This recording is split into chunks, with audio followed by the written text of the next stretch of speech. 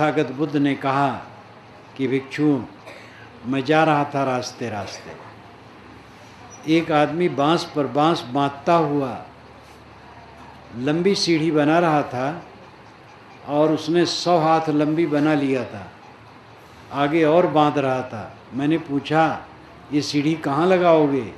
कि ये तो नहीं जानता हूँ, बांध रहा हूँ। तो मन की कल्पना को लेकर के उन्होंने व्यंग किया। आदमी कमाता है, खाता है, जीता है, किस लिए इसका पता नहीं। जो खास काम है वही बच रह जाता है। कोई आदमी मकान बनाए, रंगे पोते, सफाई स्वच्छता रखे, रोज बिस्तर लगावे, शाम से सुबह तक बिस्तर बिछाता रहे, सोवे ना उस पर, सुबह हो जाए फिर काम धंधे में लग जाए, फिर शाम हो फिर बिस्तर बिछाना शुरू करे, सुबह तक बिछाता रहे, तो साफ है कि उसको लोग समझेंगे पागल है। यही दशा अधिक मनुष्यों की है। व्यवस्था व्यवस्था व्यवस्था व्यवस्था कर रहे हैं। किस लिए व्यवस्था कर रहे हैं? सारी व्यवस्था का आपका फल क्या है, ये समझना बहुत जरूरी है। मैं कौन हूँ? मैं कहने वाला ज्ञाता ज्ञान स्वरूप है। दीवार मैं नहीं कहती है, पेड़ मैं नहीं कहते, पर्वत मैं नहीं कहते हैं, कुर्सी टेबल मैं नहीं कहते हैं, मिट्टी पानी आग हवा मैं नहीं कहते हैं। वे न खुद को जानते हैं न दूसरे को जानते हैं। मैं कहने वाला चेतन है, उसी को आत्मा, रूह, सोल कहते हैं। जो ज्ञाता है, बोद्धा है, साक्षी है, दृष्टा है, चेतन है। जानता है इसलिए ज्ञाता है, और गहराई से समझता है इसलिए बोद्धा है। उसका मनन करता है इसलिए मनता है, देखता है इसलिए दृष्टा है। आप दृष्टा, ज्ञाता, बोद्धा, आत्मा। आत्मा, जीव, चेतन एक ही बात।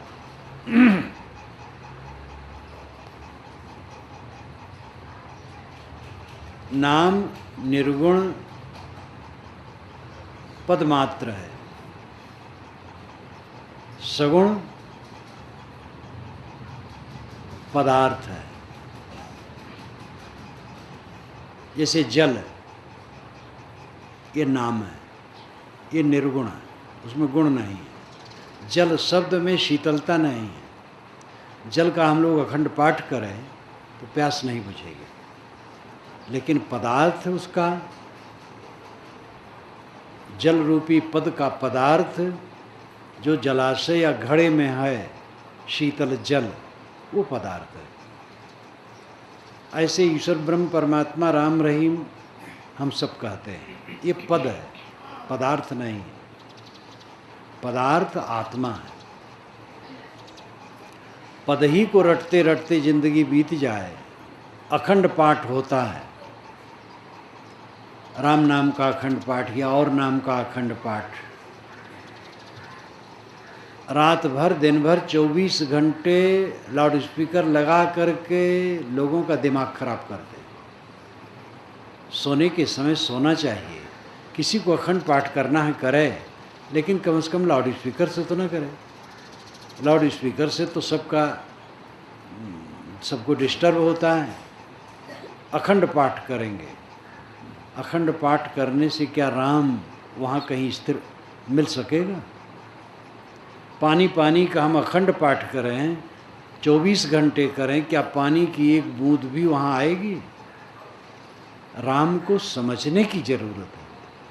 राम, परमात्मा, जीव, ईश्वर, ब्रह्म, ये पद मात्र है, पदार्थ नहीं। पदार्थ आत्मा है। आत्मा के अलावा कहीं राम पदार्थ आप नहीं पाएंगे, ब्रह्म पदार्थ आप नहीं पाएंगे। अपने आत्मा को छोड़ करके राम को, ब्रह्म को, कोई देवता को खोजते रहो, कहीं नहीं पाओगे। दूर का ढोल सुहावन, बद्रीनाथ में भगवान मिलेगा। बद्रीनाथ की यात्रा अब तो सरल हो गई है, लेकिन फिर भी वहाँ जा कर के भी लौटना पड़ेगा, कुछ नहीं मिलेगा। तो जो पदार्थ है वो आत्मा है। आत्मा अमर है। अमर क्यों है? क्योंकि वो विलक्षण है। दो वैज्ञानिकों से मेरा संपर्क हुआ है। एक वैज्ञानिक से यात्रा में हुआ है और एक वैज्ञानिक से सर्किट हाउस में हुआ है, भोपाल के। तो उन दोनों वैज्ञानिकों से बातचीत हुई तो मैंने पूछा कि ऑक्सीजन, हाइड्रोजन, नाइट्रोजन, फास्फोरस इत्यादि में चेतना का गुण है? उन्होंने कहा नहीं है। तो मैंने कहा जिसमें चेतना का गुण न हो उसके कार्य में चेतना का गुण आएगा? कहे नहीं आएगा। तो मैंने कहा जो चेतना है दुनिया में वो किसका गुण है? कि यही हम नहीं समझ पाते हैं। मैंने कहा चेतना रूपी गुण जिस द्रव्य का है उसी द्रव्य को हम आत्मा कहते हैं। वह हम और आप हैं।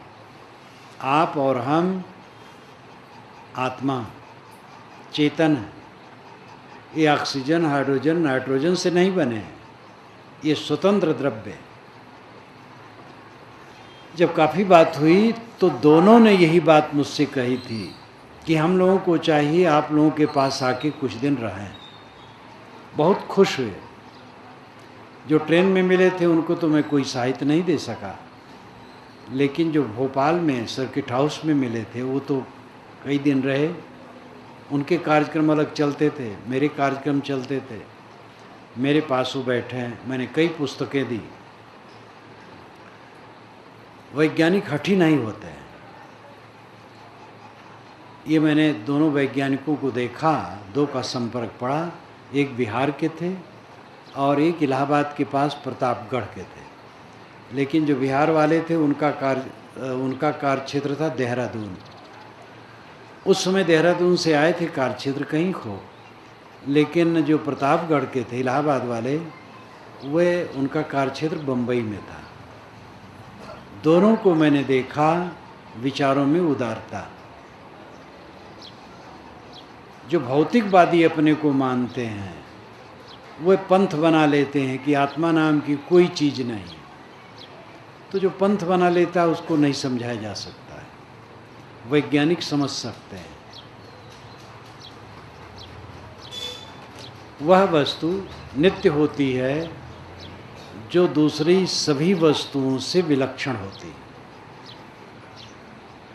अगर वो दूसरी वस्तुओं के लक्षणों के युक्त है तो उसी का कार्य है। जैसे घड़ा, मकान, पेड़ पौधे, ये मिट्टी के लक्षणों से भिन्न नहीं है, इसलिए मिट्टी के कार्य। मिट्टी, पानी, आग, हवा, दुनिया की समस्त वस्तुएं मिट्टी, पानी, आग, हवा के कणों के जोड़ हैं। इसलिए ये नश्वर हैं और ये स्वतंत्र नहीं है। किंतु आत्मा मिट्टी, पानी, आग, हवा के कणों का जोड़ नहीं है। वैज्ञानिक मानते हैं कि 7 वर्ष में शरीर के सारे कण बदल जाते हैं। अगर आत्मा भौतिक कणों का संव्यूहन जोड़ होता तो 7 वर्ष में बदल गया होता। और 80 वर्ष का आदमी 70 वर्ष पुरानी घटना की याद करता है। इसलिए स्मरणों का धारक, संस्कारों को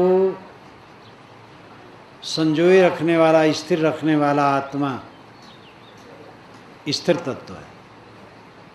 वो आप हैं। आप स्वयं महसूस करते हैं। मैं बचपन में था, कौमार्य अवस्था में था, जवानी में था, अब बुढ़ापा में हूँ। जो सब समय अपनी स्थिरता का अनुभव करता है वो अमर वस्तु है। ये विवेक होना चाहिए। आप अमर हैं, नित्य हैं।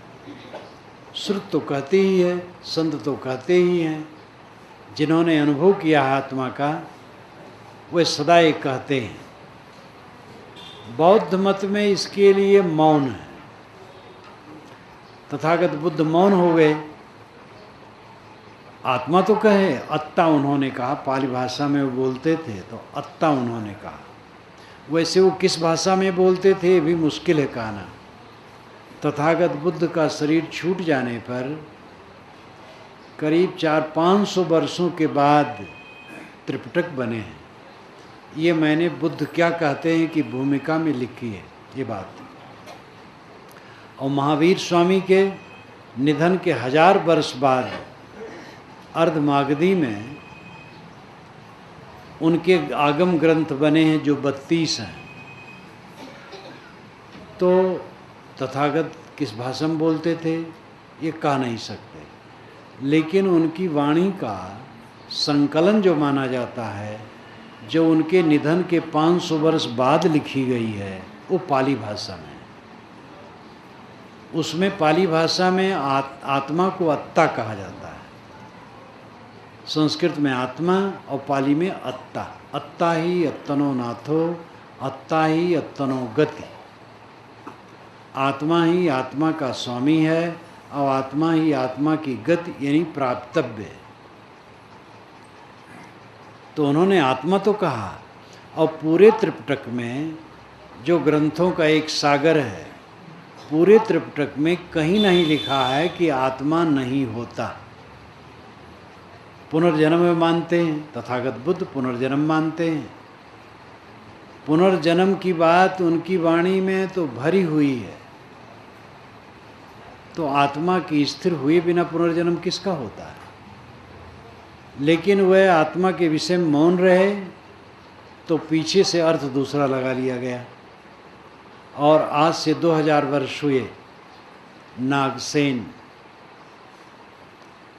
एक भिक्षु थे, विद्वान, और मिनिंदर राजपुरुष था। वह उनका शिष्य या भक्त था या प्रभावित था, आया मिलने।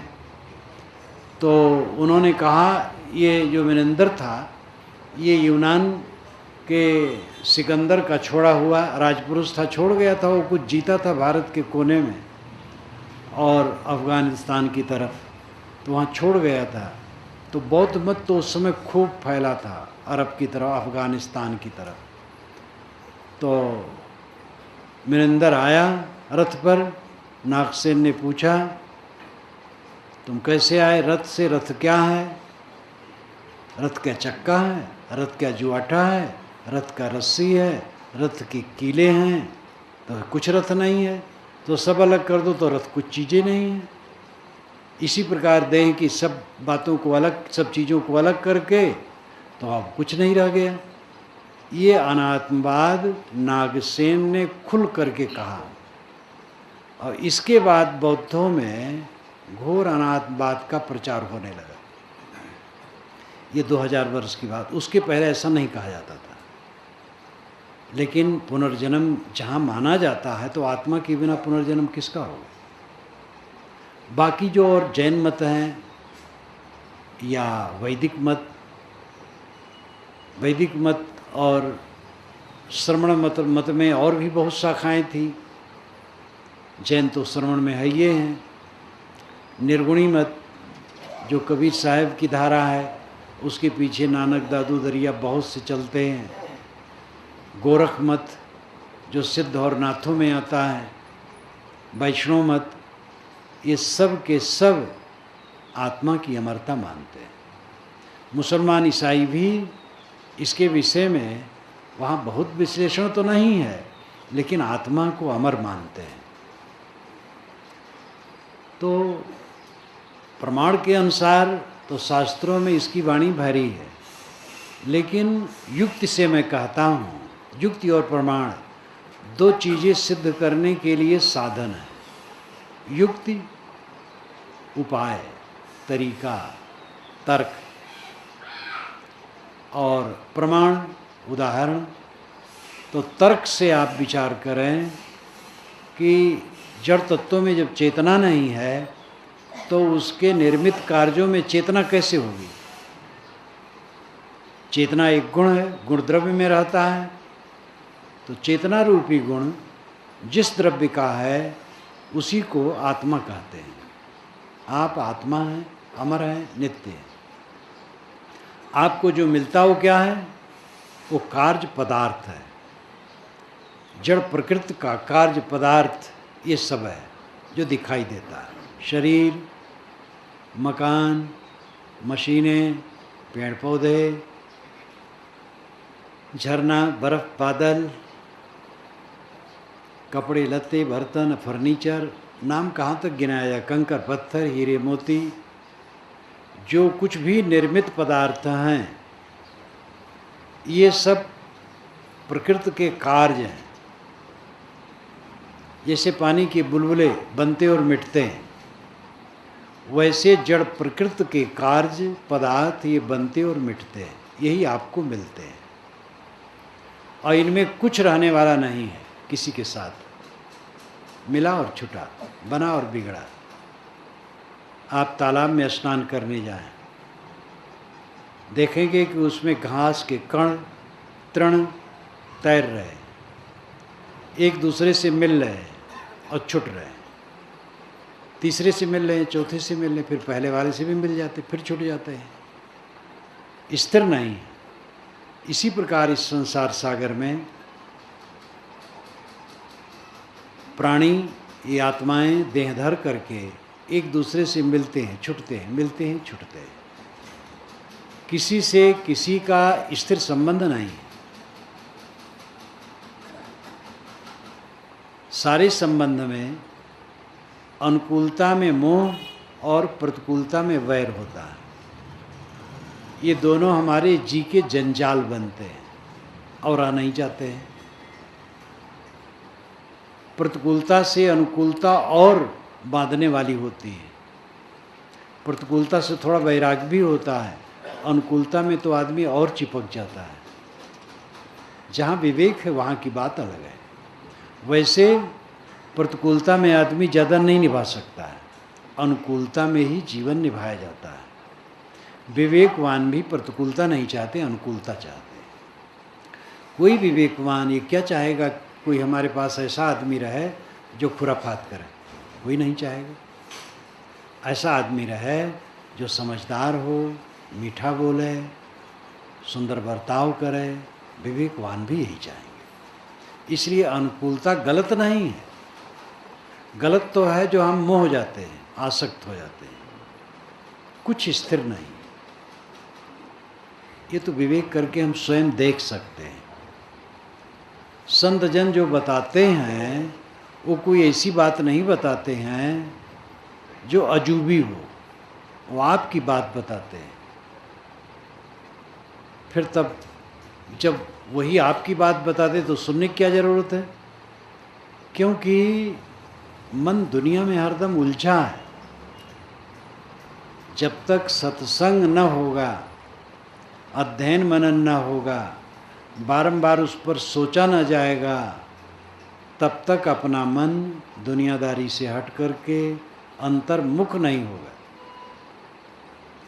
चित्त का बाहर भटकना बंधन है, चित्त का अंतर्मुख हो जाना मोक्ष है। बंधन का मतलब पीड़ा, मोक्ष का मतलब आनंद, शांत। जितना मन बाहर भटकेगा उतना दुख होगा। भटकेगा राग में, द्वेष में, और उससे पीड़ा होगी। जितना मन अंतर्मुख होगा, निरांत शांत दशा होगी, उसमें सुख होगा। जो कुछ मिलता है वो अपना नहीं। इस पर गंभीरता से सोचो। जानते सब हैं कुछ अपना नहीं। अनाड़ी आदमी भी कहते इस दुनिया में कुछ अपना नहीं। मौत, सब जानते हैं कि शरीर की मौत है, लेकिन कितने क्षण कौन याद रखता है?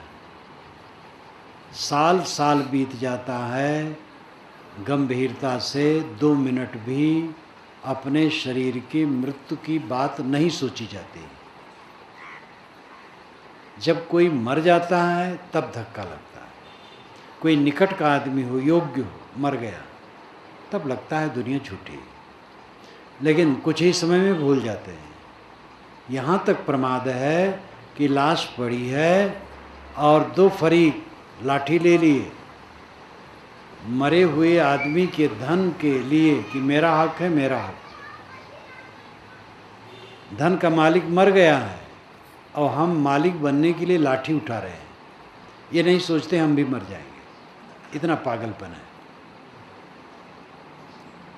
तो संसार की सच्चाई का बिल्कुल आभास किसी को ना हो, ऐसी बात नहीं।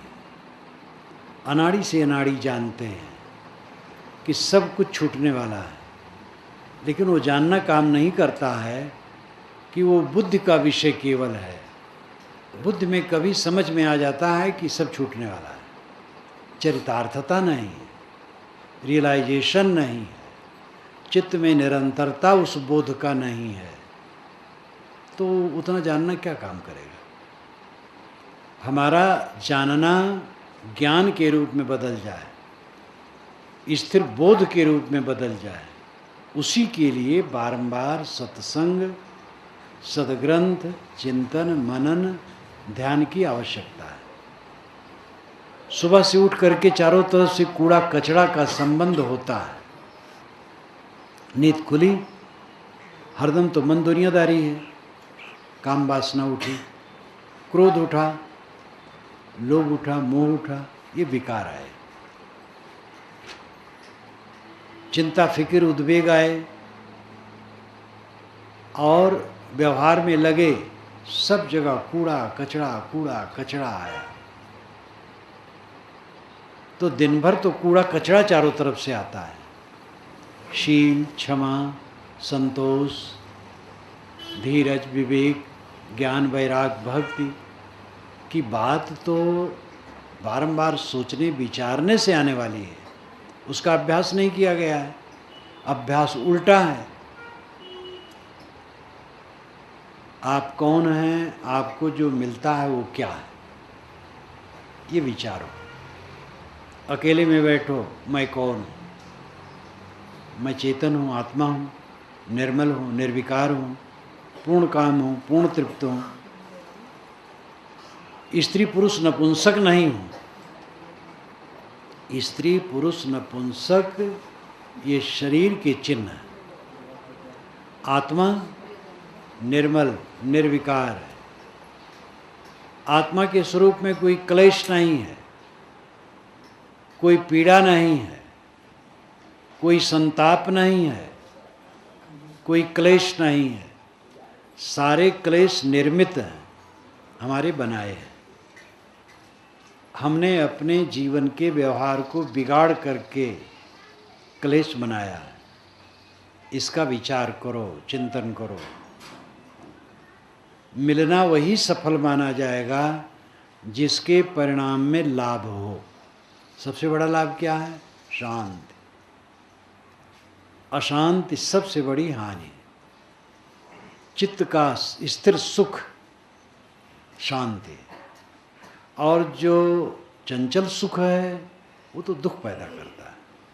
इंद्रियों की कुलबुलाहट, इंद्रियों के भोग में जो सुख की कल्पना है वो दुख पैदा करता है। भोगों से हट करके सात्विक चित्त का जो स्थिर सुख है वो शांतिप्रद है और संयम से होने वाला है। जो कुछ मिलता है उसका उपयोग हम ठीक नहीं कर पाते हैं। जिन प्राणियों के साथ हैं राग द्वेष करते हैं, झगड़ा लड़ाई करते हैं, कलह कल्पना करते हैं। प्रेम से रहें, सह लें। अगला आदमी कुछ कह दिया, सह लें, स्वयं न कहें। कोई कटु कहा, हम कटु न कहें। बन सके मीठा कहें, नहीं तो चुप रहें। किसी ने हमें धोखा दिया, हम धोखा ना दें। किसी ने हमारा कुछ छीन लिया, हम किसी की न छीनें। हम बन सके तो दूसरे की सेवा करें। ये काम नहीं कर पाते हैं। जो भयंकर दोषी हैं, चोरी करते हैं, हत्या करते हैं, व्यभिचार करते हैं, डांका डालते हैं, राहजनी करते हैं, वे भयंकर अपराधी हैं और वो स्थिर और शांति कैसे पाएंगे? वो तो दुखी रहेंगे ही। जो लोग ऐसा नहीं करते हैं, सभ्यता की चोरी करते हैं, घूस लेते हैं, मिलावटबाजी करते हैं, बेईमानी करते हैं, उनको भी शांति नहीं मिलेगी। जो लोग ये सब नहीं करते हैं, अपना कमाते खाते हैं, यदि दूसरे ने कोई प्रेम से दे दिया उसको स्वीकार लेते हैं, किसी को धोखा नहीं देते हैं, उनको ज़्यादा उलझन नहीं रहेगी, लेकिन पूरी शांति उनको भी नहीं रहेगी। ईमानदार हैं, किसी का हक नहीं मारते हैं, दूसरे की बहू बेटी पर माँ बहन दृष्टि रखते हैं, या देवियाँ हैं तो पर पुरुष को भाई पिता पुत्र के समान समझती हैं। जो कुछ बन सकता है अपने चीज़ की सेवा में लगा देती दूसरे के, ये सब अच्छे गुण हैं, लेकिन इतने से भी पूरी शांति नहीं मिलेगी। इतना होने पर भी काम वासना, क्रोध वासना, लोभ वासना, मोह वासना, देहाभिमान, ये सब तो है ही। मन में ईर्ष्या है, चिंता है, उद्वेग है, उलझन है, ये तो अवशेष ही है। बहुत ज्ञान और सदाचार हो जाने के बाद भी जब तक हृदय के राग द्वेष बिल्कुल समाप्त न हो जाए, बहुत आगे जाने के बाद भी साधना में पूरी शांति तब तक नहीं मिलती है जब तक सारी वासनाएं मिट न जाएं। तो साधना मार्ग में आने का मतलब केवल सद्गुण नहीं है। सद्गुण बहुत ऊंची चीज़ है। अगर आदमी दुर्गुणों से हटा और सद्गुण बढ़े तो बहुत अच्छा हुआ, लेकिन उतने में विराम नहीं होगा। सद्गुणों से जीवन में बहुत समरसता और शांति मिलेगी, लेकिन अंदर में अभी भी अहंकार, कामना, सूक्ष्म ममता होने से ईर्षा, असूया, दोष बने रहते हैं। मैंने एक दिन सदगुरु विशाल साहब की पंक्ति कही थी, सच्चे समझ संशय रहित पारख निजे दुर्गुण रहे। सच्ची समझ है, संशय से रहित है, कोई संदेह नहीं है। आत्मा अमर है, मैं आत्मा हूँ, मैं देह नहीं हूँ, और संसार में मेरा कुछ नहीं है, मुझे कुछ पाना नहीं है, अपने आप में तृप्त हो जाना चाहिए। ये सब संशय रहित ज्ञान है। लेकिन और पारख है, पारख का बोध है, लेकिन दुर्गुण रहता है अभी भी, क्योंकि समझदारी हो जाना तो थोड़े में हो जाता है। जो अंदर में दुर्गुण अवशेष हैं उनको काटते काटते हुए कटते हैं, दीर्घ काल के अभ्यास से कटते हैं। जो जितना तीव्र अभ्यास करेगा उतना जल्दी कटेगा। तो साधक को चाहिए कि सो न जाए, ठंडा ना हो जाए, अध्ययन, मनन, चिंतन, ध्यान में लगे, विचारो आप कौन है, आपको मिला है वो क्या है, और उसका संबंध कितने दिन का है। पति पत्नी का संबंध बहुत दिन का नहीं है, पुत्र और माँ का संबंध बहुत दिन का नहीं है, गुरु शिष्य का संबंध बहुत दिन का नहीं है, भाई भाई का संबंध, मित्र मित्र का संबंध बहुत दिन का नहीं है। श्री राम और लक्ष्मण दोनों भाई थे, पिता एक थे, माता भिन्न थी, और लक्ष्मण अत्यंत अनुरागी थे श्री राम में। लेकिन श्री राम के सामने ही लक्ष्मण का देश निकाला हुआ और मजबूर होकर के राम को निकालना पड़ा। ये वाल्मीकि रामायण में आता है। गोस्वामी जी ने ये सब छोड़ दिया। गोस्वामी जी ने मानस में सुखांत रामायण रखा, दुखांत नहीं, क्योंकि वे श्री राम को भगवान माने थे, परमात्मा माने थे, तो उनको दुख में डाल करके ख़त्म करना अच्छा नहीं लगा। लेकिन वाल्मीकि रामायण का लेखक श्री राम को परमात्मा नहीं मानता था और राजपुरुष मानता था, इसलिए दुखांत रखा। अयोध्या में सांस लेने वाला एक प्राणी नहीं रह गया था, सब श्री राम के साथ सरजू में प्रवेश कर गए थे। ये वाल्मीकि रामायण में लिखा है।